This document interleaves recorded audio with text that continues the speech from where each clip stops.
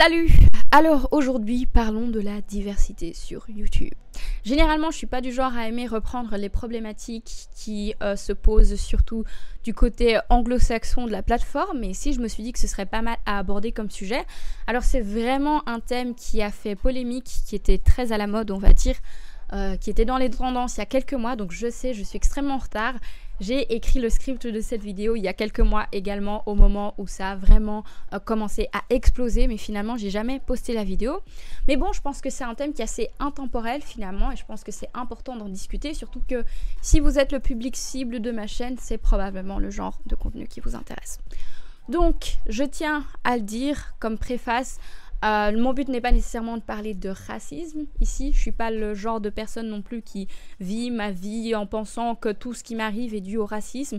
Je sais très bien que parfois les gens ne m'aiment pas, que ça n'a rien à voir avec la couleur de ma peau, que ça a surtout à voir avec ma personnalité qui peut parfois être un peu abrasive et mon syndrome de bitch resting face.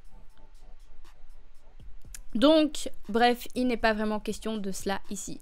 La seule chose que j'ai envie d'amener, c'est une certaine discussion finalement et qu'on puisse remettre un tout petit peu en question nos habitudes de consommation de contenu et puis la façon dont on définit, comment dire, notre situation ethnique en société, si je puis dire ainsi. Alors, ici, nous allons utiliser un cas très simple. Vous avez deux youtubeuses beauté qui font un contenu tout à fait similaire. Des tutoriels maquillage, des reviews de produits, des get ready with me, etc.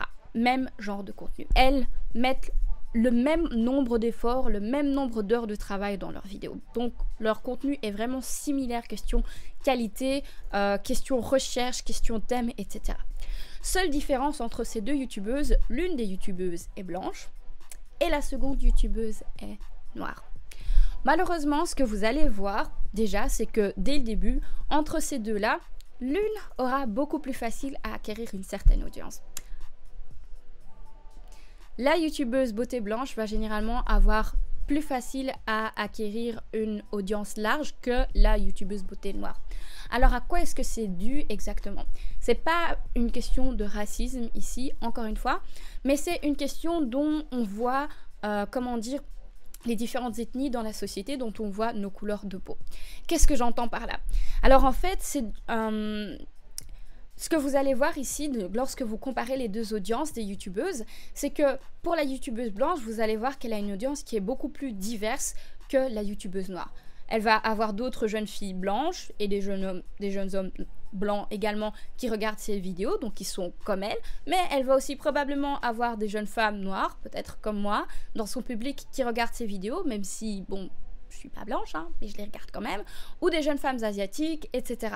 Enfin bref, elle va avoir un public qui est relativement divers. Tandis que lorsque vous regardez la youtubeuse beauté noire, la majorité de son public, l'écrasante majorité de son public vont être des jeunes femmes noires, tout comme elle. Vous allez peut-être voir quelques jeunes femmes blanches, éventuellement asiatiques, mais très peu. Alors pourquoi est-ce que c'est le cas exactement? Eh bien tout simplement parce qu'en société, on a déjà mis cette idée selon laquelle être blanc est une sorte de norme en fait. C'est le, comment dire, paramètre par défaut. Et tandis que lorsque vous êtes noir ou lorsque vous êtes asiatique, mais donc ici je prends le cas des noirs parce que c'est ce qui m'intéresse le plus, et ben on va dire que là vous avez des paramètres particuliers si je puis dire ainsi. Pour prendre un exemple un peu pourri, mais c'est le premier exemple qui m'est venu en tête, c'est comme lorsque vous installez un programme sur votre ordinateur. Généralement, au bout d'un moment, on va vous demander si vous voulez installer le programme avec la configuration générale, des paramètres par défaut, c'est être blanc, ou alors si vous voulez installer le programme avec des paramètres particuliers, être noir. Et là, du coup, vous devrez aller mettre, cocher plein de choses, etc. Eh bien, malheureusement, la société fonctionne un peu comme ça. Ce qui fait que finalement, on est entraîné à, en tant que personne noire, encore une fois, je parle juste des noirs parce que c'est mon cas ici, mais ça vaut également pour les autres minorités ethniques. En tant que personne noire, finalement, on est entraîné depuis le début à devoir se voir aussi représenté dans une personne blanche. C'est la raison pour laquelle, eh ben, maintenant, on se bat pour l'inclusivité également à la télé, mais il est toujours, comment dire, supposer que même lorsque l'on voit par exemple que des personnes blanches dans les médias, eh bien que c'est censé représenter la société. Parce que être blanc, c'est la norme. Et du coup, lorsqu'on est le cas particulier, on est censé devoir essayer de se retrouver également dans la norme. Ce qui explique également que c'est très normal finalement d'avoir un public qui est très divers qui va regarder une youtubeuse beauté blanche, alors que pourtant elle n'a pas le même teint de peau que moi, qu'il y a certains de ces maquillages que je peux pas reproduire, certaines des couleurs qu'elle utilise que je peux pas utiliser parce que ça va pas sur mon teint de peau. Donc c'est considéré comme tout à fait normal. Alors que pour regarder une youtubeuse beauté noire, et généralement on va assumer que si on la regarde, c'est simplement pour avoir des reviews sur des fonds de teint pour peau foncée, pour avoir des reviews sur du maquillage un peu spécialisé pour les peaux foncées, etc. Enfin bref, les suppositions qui sont généralement faites à ce niveau-là, c'est qu'on regarde une youtubeuse noire simplement parce qu'on est noir, parce qu'on a des besoins spécifiques. Alors que, encore une fois, qu'est-ce qui empêche réellement des gens qui n'ont pas la peau noire également de regarder ces youtubeuses noires? Bien sûr, il y en a qui le font, mais c'est une petite minorité. Donc là, c'est vraiment la façon dont on nous a appris à penser, donc ces différentes ethnies-là, qui fait que vous avez avoir une audience plus diverse d'un côté que de l'autre. Et du coup, ça joue énormément, tout simplement parce que lorsque vous avez accès à plusieurs segments ethniques de la population, vous allez avoir plus de chances de bâtir assez rapidement une audience qui va être plus large, tandis que, lorsque vous vous sentez un peu cantonné à une certaine frange de la population, vous n'avez accès qu'à un public qui est assez limité. Là déjà, vous partez en ayant un désavantage. Donc là déjà, la youtubeuse noire va partir en ayant un désavantage. Après, est-ce que je pense nécessairement qu'il faut se forcer à regarder un contenu qui ne nous intéresse pas nécessairement pour se dire qu'on va essayer de regarder des gens qui sont différents de nous, etc. Pas forcément, mais je pense que c'est assez intéressant d'être consciente de la façon dont on consomme les vidéos sur YouTube et du fait qu'on est vraiment très influencé par ça. Et j'en parle parce que c'est aussi quelque chose que je remarque pour moi-même, dans le sens où si vous regardez ma page d'accueil YouTube avec mes recommandations et le contenu similaire, certes c'est vrai que maintenant je tends à regarder plus de youtubeurs et de youtubeuses noires, mais ça n'est pas la majorité. Ensuite, là où la youtubeuse blanche va être encore favorisée par rapport à la youtubeuse noire, c'est question promotion et opportunité.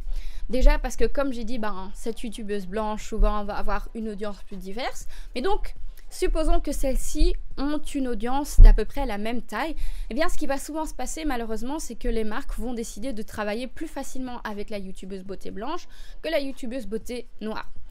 Et si une marque se décide de travailler avec l'une comme avec l'autre, ce qui arrive également assez souvent et qui a été reporté par pas mal de youtubeuses noires très récemment, c'est que la youtubeuse beauté noire va être moins bien payée que la youtubeuse beauté blanche. Salut, donc c'est moi en train d'éditer, un peu moins glamour que dans la vidéo, mais je me suis dit que ce serait vraiment essentiel que j'inclue ce segment-ci pour pouvoir expliquer un tout petit peu mieux ce que vous allez voir par la suite, parce que je pense pas que j'ai assez bien expliqué ça et j'ai pas été assez franche non plus dans ce que j'ai raconté.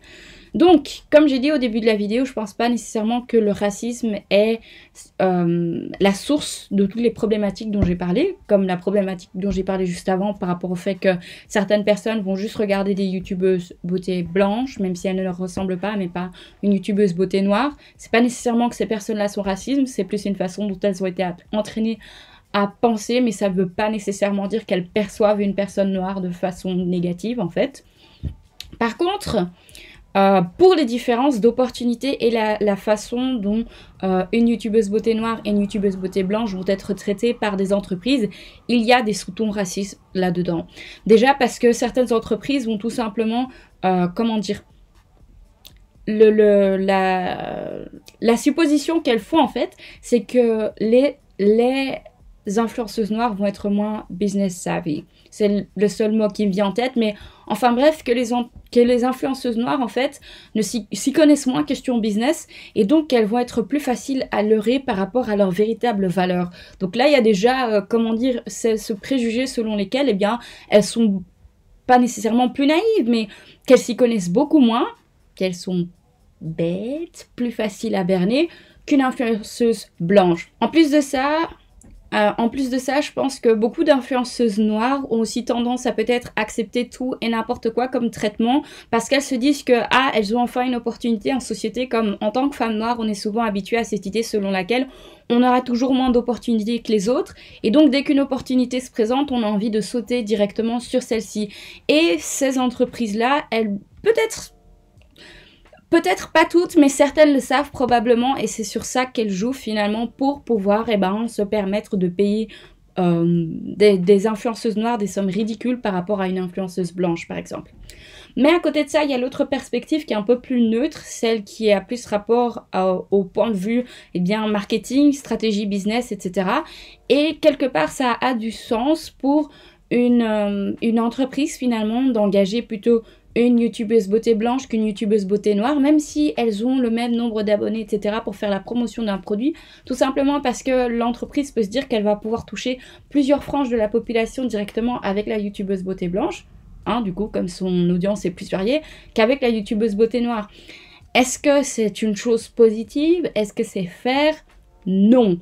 Mais question marketing, malheureusement, ça a du sens. Du coup, je pense que là-dedans, dans cette différence d'opportunité entre une youtubeuse beauté noire et une youtubeuse beauté blanche et la façon dont elles sont payées, il y a un mix de justification sur base à peu près neutre de marketing, etc. et des sous-tons racistes de temps à autre, soyons très honnêtes. Une raison pour ça, je pense que c'est tout simplement parce qu'en tant qu'influenceuse noire, on est souvent vu comme ayant moins de valeur. Encore une fois, tout simplement parce que vous avez une youtubeuse beauté blanche qui va pouvoir toucher plusieurs segments de la population, alors que la youtubeuse beauté noire va peut-être toucher seulement certains segments de la population. Et donc, vous allez voir qu'en tant qu'influenceuse noire, il y a seulement certains types d'offres, certains types d'opportunités qui vont être offertes à vous, comme ce qui est typiquement dédié aux femmes noires, perruques, extensions, etc. Et vous allez moins souvent avoir accès à d'autres opportunités finalement, ce qui est assez dommage. Alors qu'est-ce qu'on peut faire exactement pour changer ça? Et malheureusement pas grand chose, puisque les entreprises derrière qui commercialisent les produits à promouvoir sont celles finalement qui font le choix à propos de ça, et c'est pas vraiment quelque chose qu'on peut discuter. Mais par contre, là où on peut améliorer les choses, c'est en se rendant compte en tant qu'influenceuse, et je parle surtout aux influenceuses noires qui du coup ont l'opportunité de travailler avec des marques, de promouvoir des produits, etc., que vous ne devez pas, accepter tout et n'importe quoi. Vous ne devez pas travailler gratuitement nécessairement. Vous devez vous rendre compte de votre propre valeur. Et à partir du moment où tout le monde se rend compte qu'on doit avoir certains standards, qu'on doit avoir certaines exigences, qu'on mérite d'être payé, c'est le moment où les marques réaliseront probablement qu'elles doivent aussi payer les youtubeuses beauté noires de façon juste et de façon équivalente par rapport à leurs collègues blanches. D'autant plus qu'une chose que j'aimerais ajouter, c'est que je pense que la plupart des influenceuses noires, mais même des consommatrices noires, ne se rendent pas compte du pouvoir d'achat que celles-ci ont. Toute l'industrie qui est liée aux produits de beauté qui sont typiquement faits pour les femmes noires, ça représente des sommes astronomiques. Et donc si on arrive finalement à imposer notre volonté en n'achetant pas tout et n'importe quoi et en n'acceptant pas de promouvoir tout et n'importe quoi comme produit, c'est là qu'on pourra finalement être écouté, être entendu et être vu finalement comme égal. Même si, bien évidemment, je suis d'accord avec le fait que normalement on ne devrait pas avoir à faire tout ça pour pouvoir être traité en tant qu'égal, pour pouvoir être traité justement. Bref, comment changer tout ça éventuellement, parce que j'aime pas seulement parler de problèmes, j'aime aussi parler des solutions qui sont liées.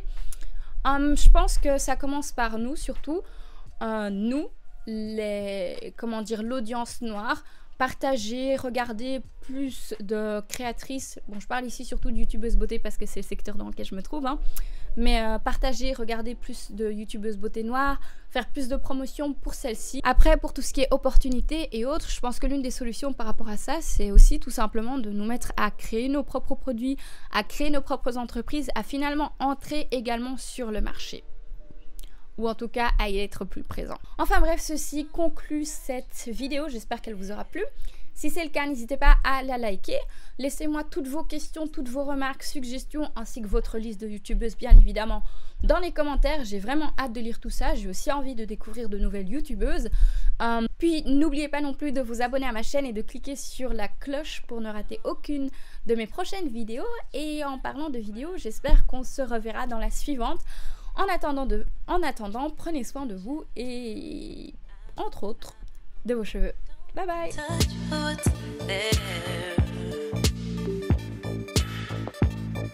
is the